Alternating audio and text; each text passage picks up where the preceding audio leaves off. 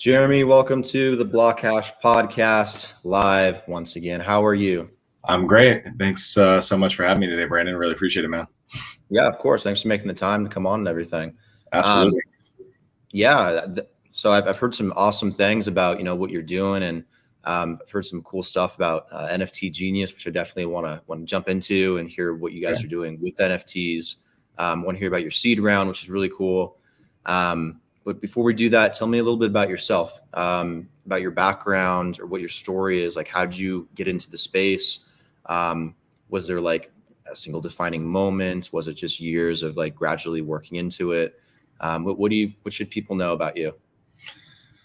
Yeah, I'm just a regular guy. I'm an entrepreneur at heart. I've been a part of a lot of different industries. From everything from finance to real estate to mobile app development, mobile gaming, digital marketing. So probably my longest stint was digital marketing. Worked with some of the biggest brands in the world, helping define their digital marketing strategies. So I got to have a lot of fun. I led a labs division at a boutique digital firm. So I got to work with like all the big box retailers and just trying to figure out a way how to better create connectivity between them and their customers in real time. So I got to play with a lot of like artificial intelligence and machine learning and basically work with people that were a lot smarter than me and trying to figure out how to kind of crack the code and get to these customers really in real time to be able to give them relevant offers and different things like that. So in conjunction with that, in working with some very intelligent people just kept hitting me up and say, you got to look at blockchain. You got to look at blockchain.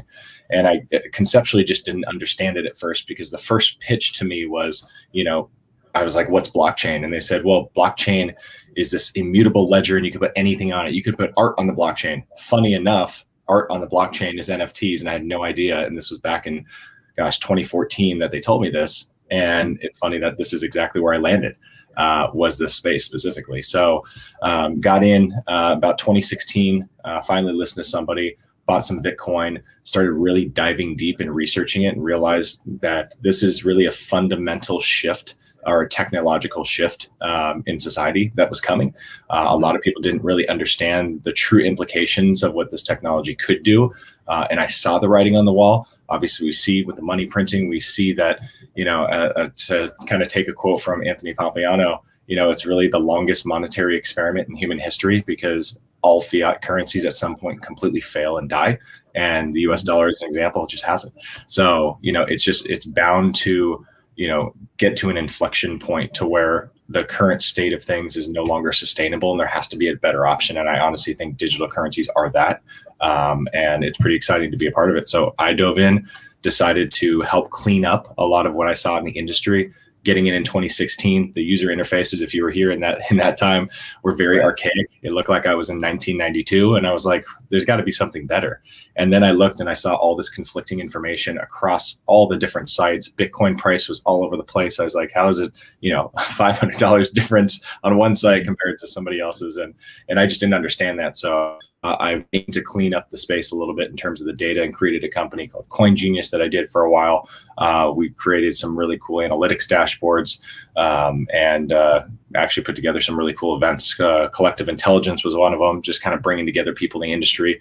And then, what was it? A little over a year ago, we created NFT Day. And NFT Day was my first foray into NFTs. So that's kind of where it all began and where I caught the bug of both crypto and then NFTs about a year and a half ago. What was it about NFTs that, really caught your attention? Was it the fact that everyone was using it for art and collectibles, or did you see like a more of a future for it? Or like, what was it exactly that makes you want to like work with NFTs? It's a big niche in blockchain, but it's like one of many. I would just say that the first thing that really got me in NFTs was when I participated or kind of like started following along in terms of the first sale, right? I think there's probably maybe one or two times in our lifetimes that there's a fundamental innovation in technology that completely disrupts industries. And obviously blockchain and all the things that have come with crypto have done that. And I think NFTs is an extension of that, along with DeFi, disintermediating the banking system and putting the power in the hands of the people. In that same way, now NFTs puts the power in the hands of the creators, right? So whether you're an artist, musician, it doesn't really matter what you are, you can put your art in the blockchain and control your destiny. So for me, that spoke very loudly, especially with things like in the music industry, where the power has completely been taken away from the artist, and it's run in this factory type of setting to where it's all about the streaming, it's all about the counts. But even if you get millions of views, you're making pennies. So to me, that's a huge opportunity and something very exciting, and that we can potentially participate in redefining the way in which an industry potentially works and the way in which people consume that content. Yeah, NFTs have been just off the hook this spring. It's kind of crazy how long some of them have been around, like some of the different decentralized applications and some of the, the art, the collectibles, everything from crypto kitties to Decentraland to, yada, yada, yada, been around for years. So it's just kind of funny that it's all like taken off this spring and has become such a huge focal point, within the industry. And I'm sure you see that too. Yeah, I totally see it. And I think that's just a function of like these huge IPs coming into the space. So when I first got in, I just had my eyes on Tops. So Tops, and I saw what they were doing. They brought Garbage Pail Kids in. Obviously, that was like a nostalgic play, and I understood it. And then when I realized that all it was capitalizing on the fact that there's this new kind of shift to digital consumption. We had always seen this shift from physical to digital. It was happening slowly. You get the Facebooks, you get MySpaces, and everybody is like looking at a screen 24 hours a day. But then with COVID, you had this incredible acceleration of adoption of any digital content and or technology, because we couldn't leave our homes. So it was easier to stream movies. It was easier to get things done. It was easier for us to Zoom and connect with somebody like we are right now versus the face-to-face. And we almost kind of got used to it, right? And it stuck. So I know people are going back to work and all this kind of stuff, but at the same time, people have fundamentally changed. This thing has changed us as human beings in the way in which we interact with these digital things, right? So because of that, I think it was the perfect storm, not only for digital currencies and why you're seeing Bitcoin and everything just go crazy, but NFTs as well, because NFTs can be anything that you want them to be. It eventually will be a movie. It will be where you buy a movie trailer and it's an NFT. Podcasts are NFTs. I mean, you name it. It just brings a level of ownership and collectability that never existed before. And I think that to me is something that's really, really powerful. Yeah, it's that ability to prove that something digitally is unique and has value, a tangible value, which is, long been lost with the internet. But NFTs along with blockchain have really made that a reality. So it's really cool to see where NFTs could go, and potentially representing a movie or a trailer or a hit song or something like that. I've had so many talks about it, but there's just no real infrastructure out there. And I'm sure you're wanting to solve some of these problems too. And I'm sure NFT Genius kind of goes down this line as well. So tell me a little bit about NFT Genius and what you guys are doing. Like, what's the vision or what's the goal? Yeah, so created NFT Genius based on a particular project. So I firmly believe that if you're going to get into a space, especially something new like NFTs, you just have to create a project and like dive headfirst and like make a bunch of mistakes just to learn to saturate yourself. And I think we did that. So I came up with a concept called Bitcoin Origins because I looked at the space holistically. I saw that people were selling packs. A lot of things on Wax were happening. Wax blockchain. You saw Garbage Pail Kids, and then you saw it sell out in like 28 hours or something like that. They did the next one with Tiger King, and it sold out I think in like an hour, and then progressively it just got more and more intense in terms of people coming into the space, putting out these packs, and then they ended up selling out in seconds, and people were just literally making hundreds of thousands, if not millions of dollars in just a few minutes, because people really were excited about this digital collectible tied with this nostalgic thing. So I thought to myself, okay, well, go to a user base and go to something that I'm passionate about. And one of the things that I'm very passionate about is the fact that I think I'm quoting somebody here, I can't remember the reference, but Bitcoin has always had a tremendous marketing problem, right? And marketing it correctly to the average person so they really understand what it is and why it's so fundamentally important to put the control or the power back in the hands of the individuals, right? For all the people around the world for so many different reasons. We don't have to get into the unbanked, the people that just don't understand the centralized governing parties and like why that's not a good thing necessarily. Put all your trust in them. So I wanted to use this as an opportunity and really innovate by utilizing NFTs as a mechanism for telling the story of Bitcoin. So Bitcoin Origins was born, and the idea is to create these really high-end, scarce, beautifully artistic cards inside of packs, but instead of packs, we did blocks. So like blocks on a blockchain, we did 1, 2, and 4 megabyte blocks. You open them, some have less cards, and obviously the more you pay, it has more cards, more varieties, all this type of digital scarcity.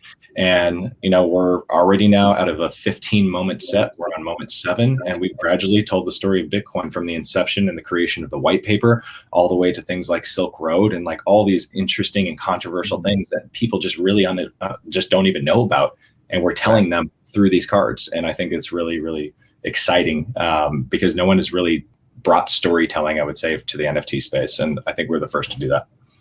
Yeah, that's kind of like almost like historically documenting like everything that's happened with Bitcoin that's been significant in the past. Correct. And then giving someone a collectible to something to hold on to invest in. I know it's interesting what you can use NFTs for. Storytelling, creating something out of nothing, or even representing something in the real world. So many different avenues. Oh yeah, for sure.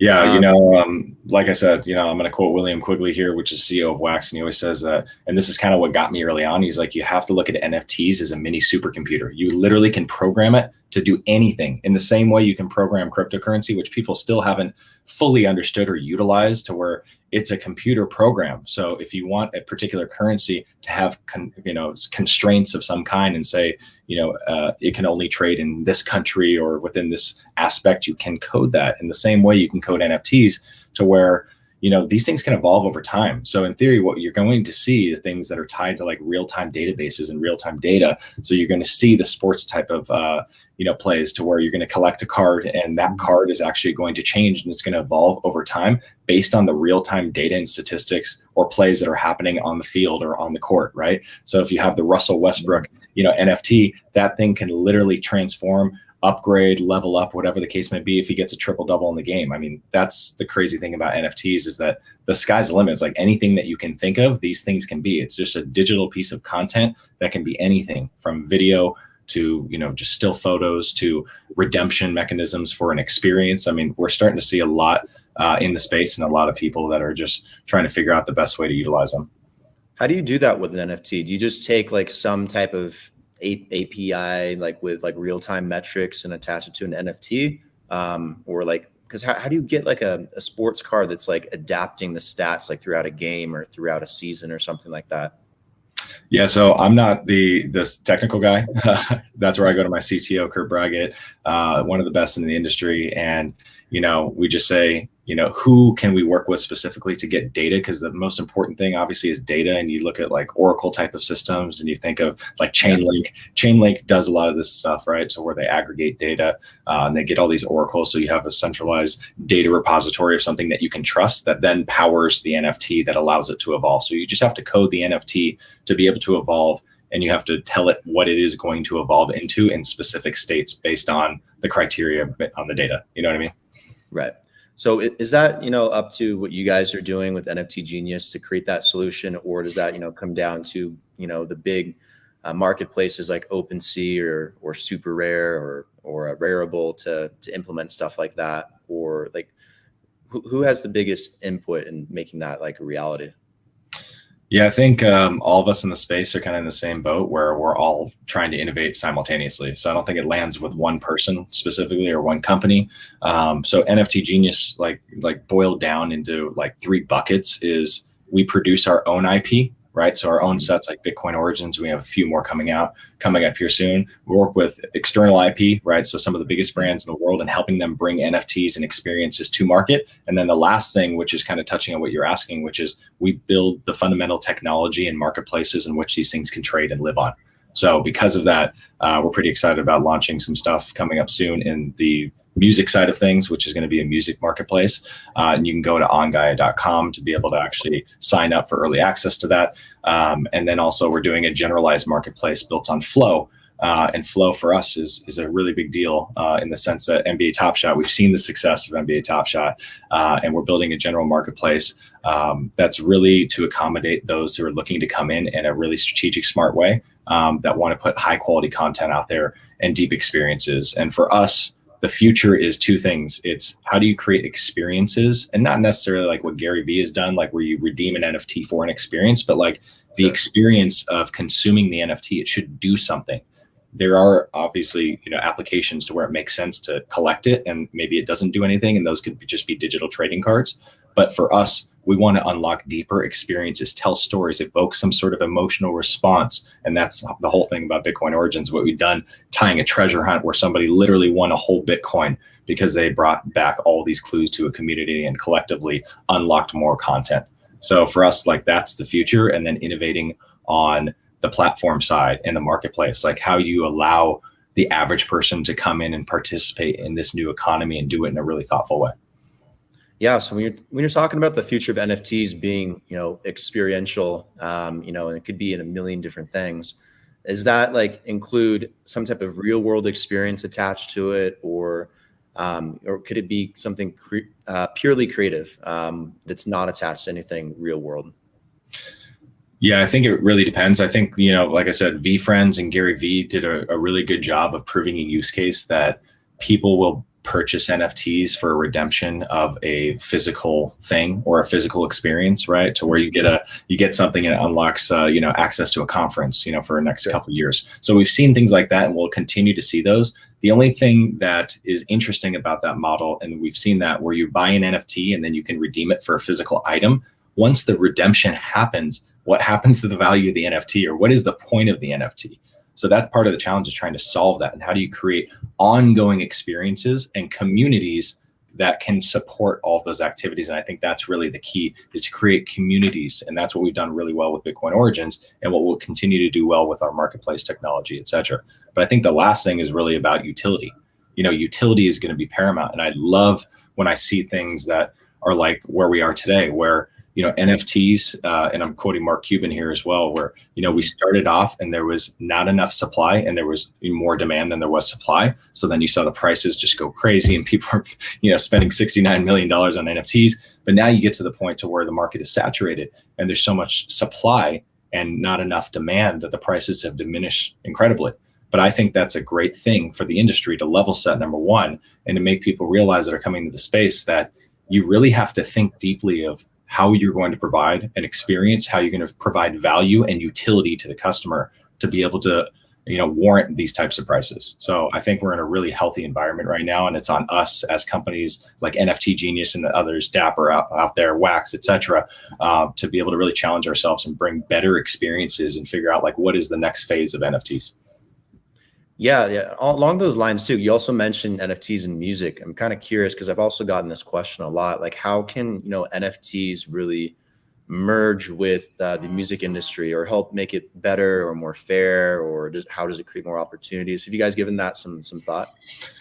Yeah, we have. Kind of going back to what I said a little bit earlier, is it's almost like the great equalizer in the sense that it allows people to have power back in the same way that they had when music first started, where people didn't have to worry about these record labels just owning their masters and really confining them and not allowing them to do a lot unless they had approval, right?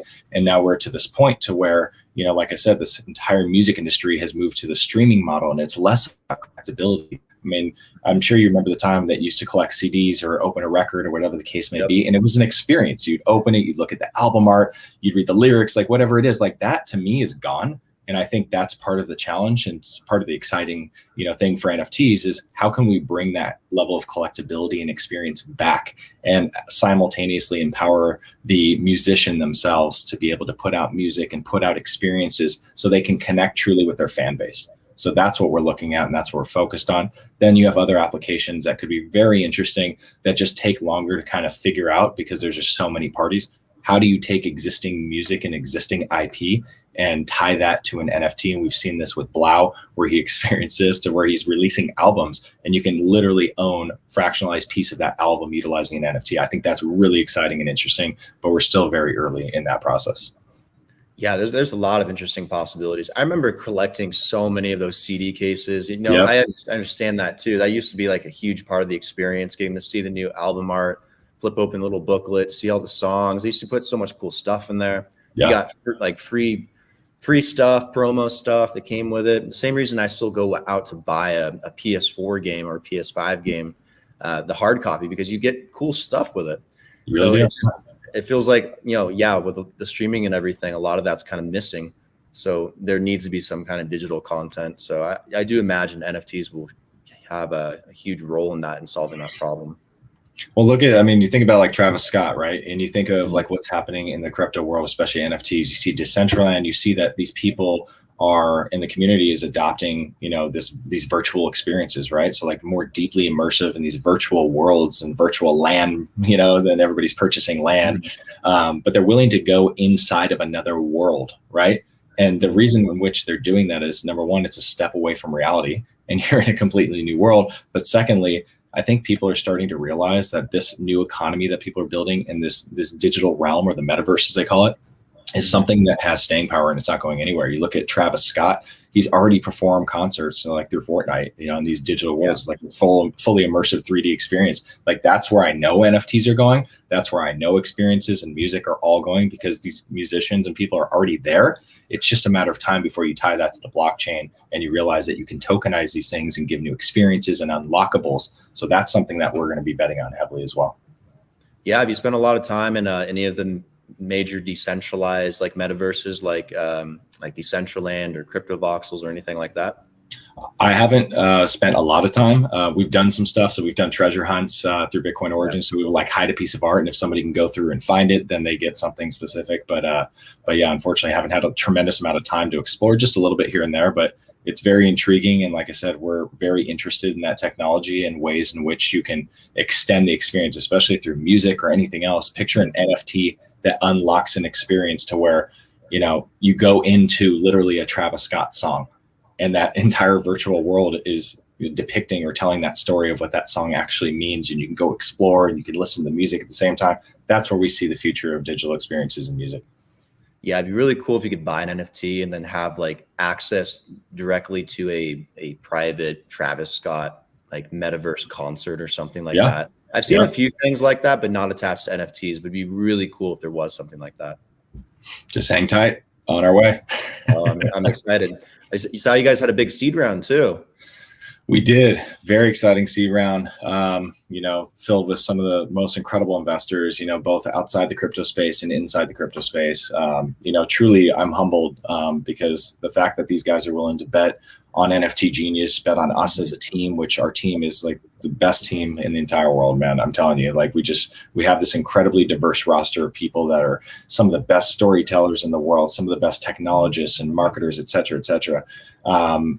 It's just exciting. We're just scratching the surface on what we can do. We showed what we can do with Bitcoin Origins, and 7 months we made millions of dollars just on that one set, and we've created this sustainable community that has staying power. And I think that's really interesting because a lot of people made a lot of money on NFTs, but they missed out on building a community. So we're taking that community aspect and just expanding. So that's why, this round was led by Mark Cuban.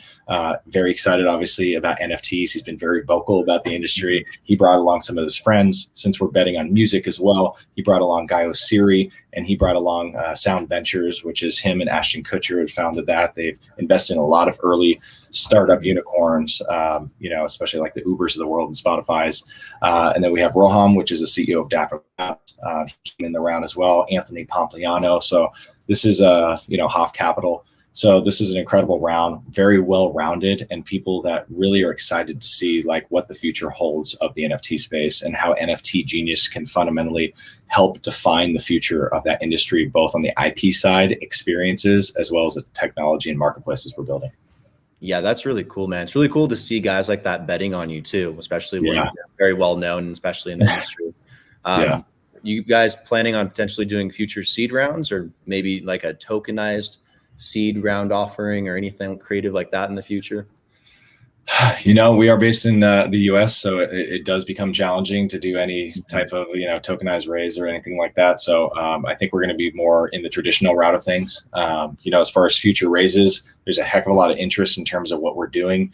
For us right now, it's about focusing, putting our heads down and just grinding away, building out this technology, releasing as much as we can, further building communities. And then I think as we expand to be competitive, because there's a lot of players in the market, there's a lot of people that are coming in, some heavy hitters. I think it was Fox. I can't remember exactly. Yeah, I think it was Fox. They just put together a $100 million fund, for NFTs specifically. So, as you get these entertainment companies, these huge studios with deep pockets coming in, you as a startup like us have to innovate and move even faster. So that's a challenge for us as a team to move as quickly as we can, because we have a small window to help define and build this infrastructure. And if we get it right, then I think we develop and establish ourselves as a player in this market for a long time.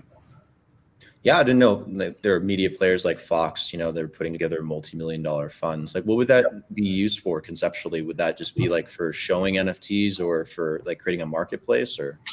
To my understanding, it's building an infrastructure to help people come into the space, and they're using that fund to also bet on companies that are doing really interesting things in the space with technology and experiences. Okay, gotcha. So other than Bitcoin Origins, do you have a favorite DApp or NFT out there?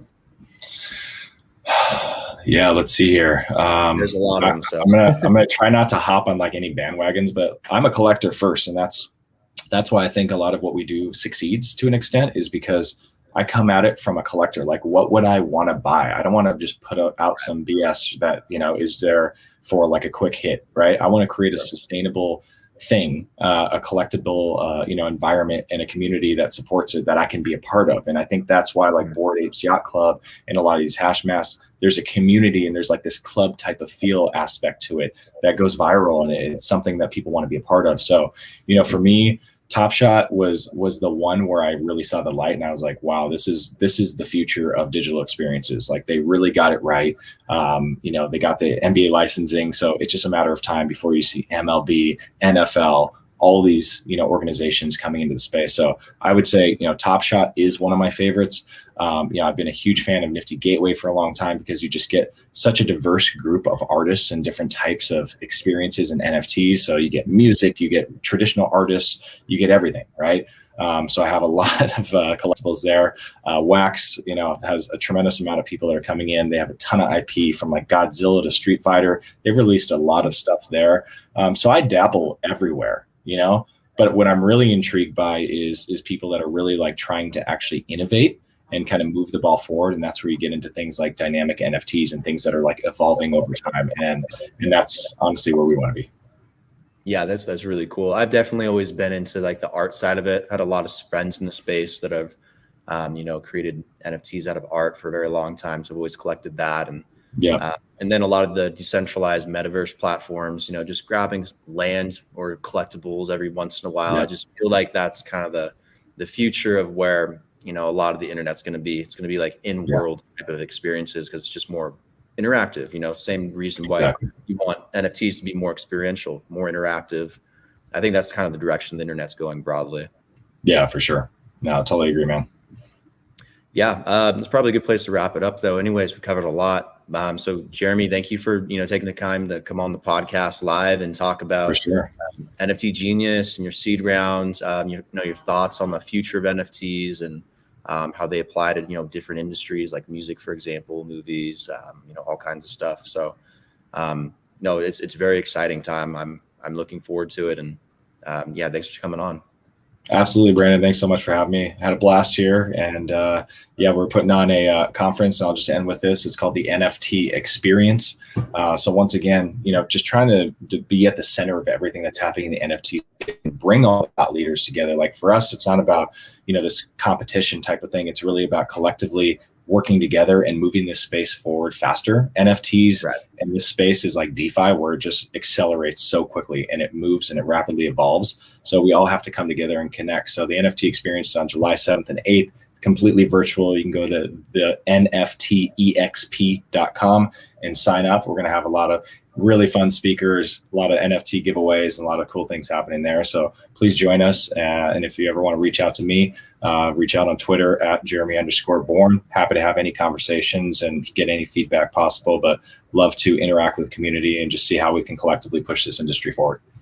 Sounds good. Do you guys have like a place you want people to go in terms of, learning more about NFT Genius, just the website or social media or blogs? Yeah, for sure. So NFTgenius.com to find a little bit more about the company and what we're doing. And then you can go to btcorigins.com if you want to join and check out Bitcoin Origins and collect a piece of Bitcoin history. Cool. I'll be sure to put all those links down in the description, help direct people to all those stuff. But yeah, thanks, man. Appreciate you coming on and taking the time. It was a pleasure. Thanks so much, Brandon. Have a good one, man. You too.